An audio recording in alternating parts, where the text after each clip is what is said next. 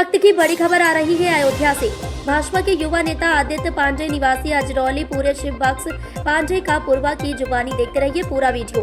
भाजपा के युवा नेता आदित्य पांडे ने कहा, बबन तिवारी के ऊपर हुए प्राणघातक हमला हुआ है, बहुत दुखद और निंदनीय। समाजवादी के लोग बौखलाहट व हार के हताशा का प्रतीक है। जो घटना हुई है वह बहुत बड़ी निंदनीय हुई है और मिल्कीपुर विधानसभा में भाजपा की परिवर्तन की बयार बह चुकी है, जहां बड़े अंतराल से जीतने जा रही है भाजपा के प्रत्याशी चंद्रभान पासवान और सपा कार्यकर्ता और गुंडे के ऊपर लगाम लगाने का काम प्रशासन करे। मिल्कीपुर विधानसभा भाजपा के प्रत्याशी की बह रही परिवर्तन की बयार जीतने की, इसमें कोई दो राय नहीं है। अब की बार सपा के प्रत्याशी अजीत प्रसाद को हार का सामना करना पड़ेगा। और रही बात खब तिवारी के आने से, मिल्कीपुर विधानसभा में ब्राह्मणों के अंदर में बहुत बड़ा उत्साह पैदा हो गया है और जम करके वोटिंग की है। मिल्कीपुर विधानसभा की जनता ने प्रत्याशी चंद्रभानु पासवान को प्रचंड जीत का बहुमत मिलने जा रहा है, जो एक इतिहास में गवाह बनेगा। नमस्कार। मिल्कीपुर का चुनाव समाप्त हो गया है और 8 फरवरी को मतगणना होनी है।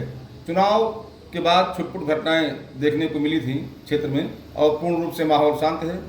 तमाम पार्टियों के तमाम कार्यकर्ता रात दिन मेहनत करने के बाद अब मतगणना को लेकर के अपनी योजना बना रहे हैं और काफ़ी मेहनत करने के बाद जब इनकी थकान दूर हुई तो ये लोग अपने घर पर बैठ करके चुनाव में हार जीत का आकलन कर रहे हैं। आज हमारे साथ बात करने के लिए हैं भारतीय जनता पार्टी के युवा नेता और कार्यकर्ता आदित्य पांडे जी। आदित्य पांडे अजरौली सराय धनेठी पूरे शिवबख्श पांडे के रहने वाले हैं और उनके पिता समाज सेवी पवन पांडे जी व्यवसायी भी हैं और वो भी भारतीय जनता पार्टी के समर्पित कार्यकर्ता रहे हैं। आदित्य, आपका स्वागत है हमारे चैनल पर। आपका बहुत बहुत धन्यवाद। ये बताइए कि इस चुनाव में आप लोगों ने कितनी मेहनत की, कितने गाँव में आपने संपर्क किया?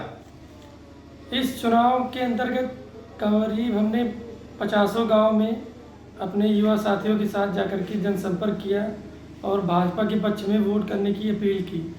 लोगों में बहुत ज़्यादा उत्साह भी दिखा भारतीय जनता पार्टी को लेकर के, और हर बार की अपेक्षा चाहे प्रधानी का ही इलेक्शन ले लीजिए, उससे अधिक लोगों ने इस बार जागरूक होकर के मतदान किया है।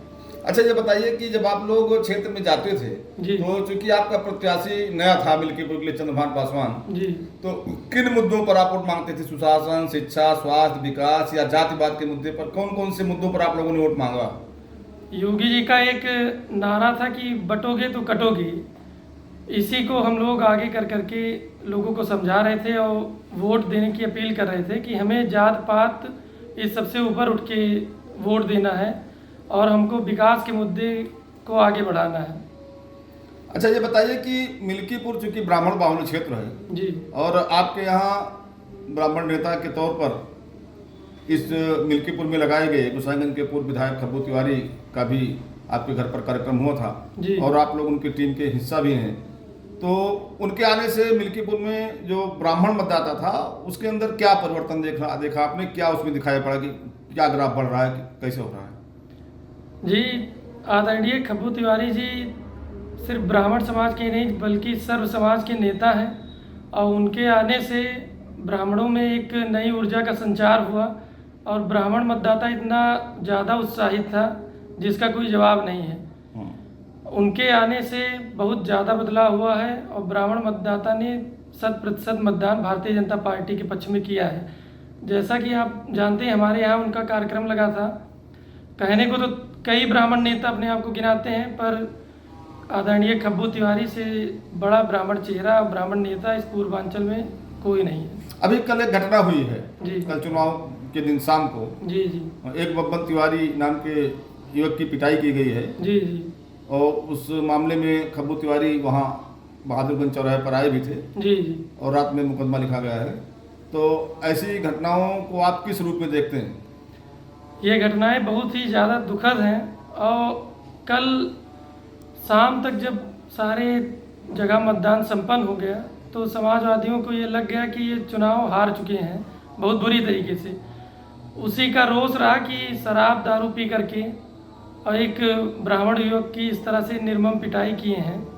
और खब्बू तिवारी जी पूरी तरीके से और बगुरा भारतीय जनता पार्टी उनके साथ है, उनके साथ लगी है, उनको जरूर न्याय मिलेगा। तो ये थे हमारे साथ बात करने के लिए आदित्य पांडे जी। देखते रहिए चैनल को। धन्यवाद।